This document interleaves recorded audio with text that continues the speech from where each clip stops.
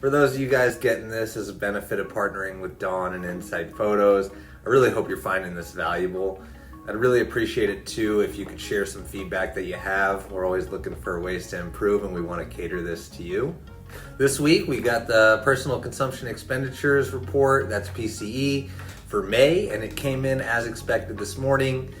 Inflation did rise at its lowest pace since, at least for 6 months, but the core number was down a bit, and that's the number that the Fed really wants to see at 2%. And that's just shelter costs just aren't coming down in these readings, which doesn't match with other real-time data that we're seeing, as far as lower rent and owner's equivalent rent. But consumers are hurting, which is another sign of weakness in the economy that could help bring mortgage rates down. Personal savings are way down, and credit cards are close to maxed out.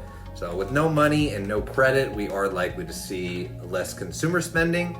And this has also been seen already in lower retail sales as well as weaker durable goods orders. But really everywhere you look, the economy seems to be slowing down. We got sales of existing homes in May, and that fell by 1% from April, which is pretty much what was expected.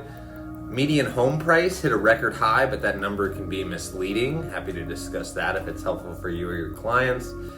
Inventory levels aren't really getting any better here in San Diego, but as far as nationwide numbers, it is showing inventories up from last year. Speaking of inventory, housing starts in May did disappoint.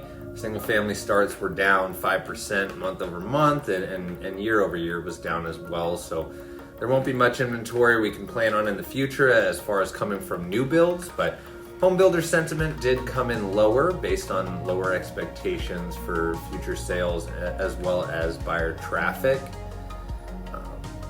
Mortgage rates specifically, they ended the week basically the same place they started.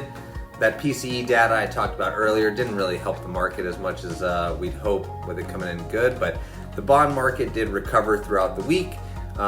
Next week's going to be jobs week, so here's what you can expect. We're going to get more insights into the Fed's future plans after we get the Fed minutes. We're also going to get labor data. That's from ADP, the Job Openings Labor Turnover Survey, and the big one, that's that BLS number. And the market's going to be closed on Thursday. It's 4th of July, but we're always available if you've got questions. Have a great weekend and enjoy the holiday. Be safe.